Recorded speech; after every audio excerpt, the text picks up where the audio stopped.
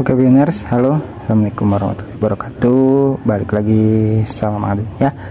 Jadi Mang Adun dapat video ini tuh dari sebuah grup ya, tuh. Dan setelah Mang Adun dengarkan, karena di sini kan tidak ada tampil wajah siapapun ya, tapi ada obrolannya, ada suaranya gitu loh. Dan setelah Mang Adun ingat-ingat, ini kok kayaknya Mang Adun pernah denger suaranya beliau nih gitu. Dan kalau tidak salah ya ini adalah orang yang sama. Oke, jadi kita akan coba sedikit bandingkan ya gitu, bener nggak ini beliau orangnya kan gitu ya. Nanti setelah ini baru akan Mang kum videonya secara utuh kepada Pioners ya. Jadi sini review dulu lah ya. Nih, Pioner bisa dengar di sini ya. Itu apa suaranya. Komoditas. Bukan komoditas. Kalau komoditas makanya di situ banyak sekali saya menemukan banyak sekali istilah di koin konvensional yang hilang di sini. Ya. Withdraw akan hilang kecuali nanti kita inject card. Oke. Seperti itu ya. Nih, Mang Adun berasa diingatkan itu sama beliau ya, atas nama itu waktu dulu Mang Adun nonton tuh Sihir Uang Kertas atas nama Pak Jaim Saidi ya. Pioner bisa ini suaranya ya. Menurut Mang Adun sih mirip banget malah. Rupiah yang dulu bisa dipakai untuk membeli 50 kg emas pada tahun 46 ketika pertama kali diberikan rupiah, hari ini diberikan tukang parkir pun tidak mau. Ya. Kayaknya sih sama gitu. Setelah Mang Adun perhatikan.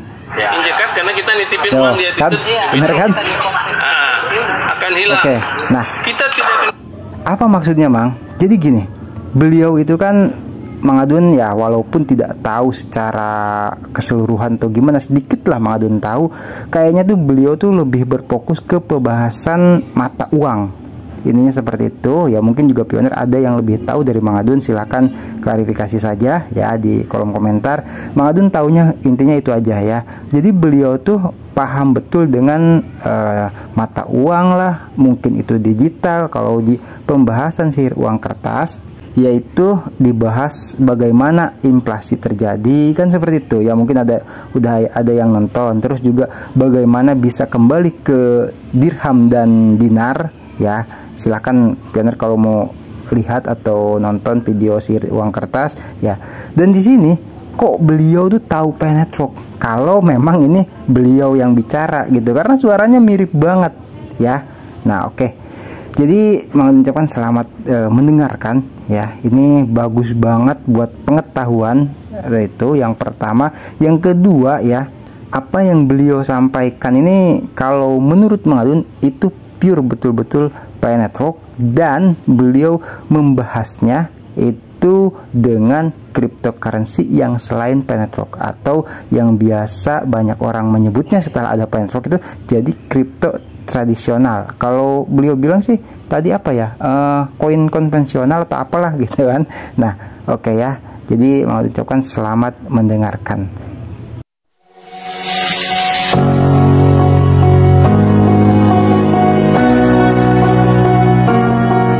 Oh ini uang kan gitu kan? Bukan kripto. Iya. Bukan komoditas. Kalau komoditas makanya di situ banyak sekali saya menemukan banyak sekali istilah di koin konvensional yang hilang di sini. Ya. Withdraw akan hilang kecuali nanti kita inject card. Ya. Inject card karena kita nitipin uang dia itu withdraw. Akan hilang. Kita tidak kenal staking, kita kenalnya lock up, rate sama duration kan, karena ada duration sama tapi sebenarnya berbeda, esensinya beda. Terlihat seperti sama tapi sebenarnya berbeda karena mereka nahan itu supaya permainan naik pump baru mereka lepas. Itu namanya staking. Kalau kita enggak, kita tahan 3 tahun ini sekian persen lock up rate, itu akan mendapatkan reward yang sudah jelas. Nah artinya stabil banget. oh ini stable coin dong. Stable coin tidak, stable coin tetap komoditas. Tapi sebenarnya stable coin itu tidak pernah ada. Contohnya apa? Bitcoin sekarang hancur. Ethereum juga turun naik.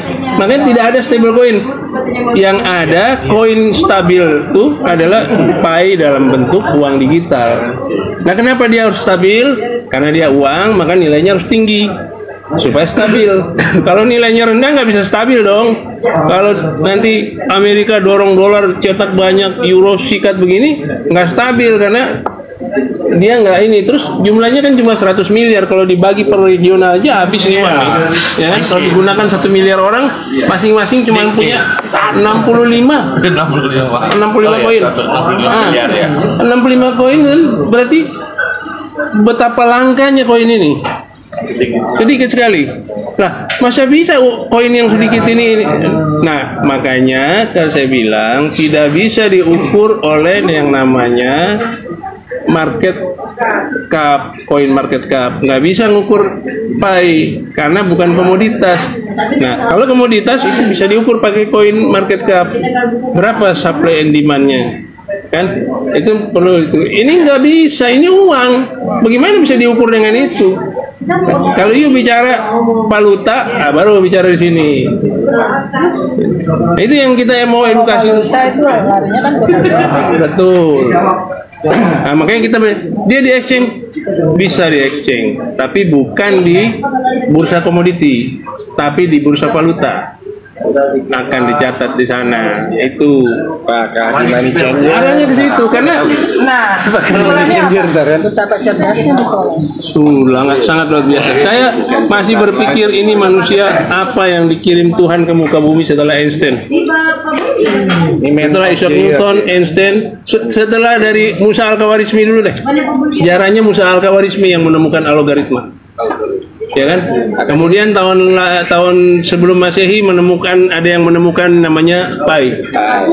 Orang Yunani untuk menghitung lingkaran. Ya kan? Ya. 22/7. Ya, itu yang menghitung itu. Kemudian Nikola Tesla yang berbicara juga tentang angka ini. Setelah itu apa namanya?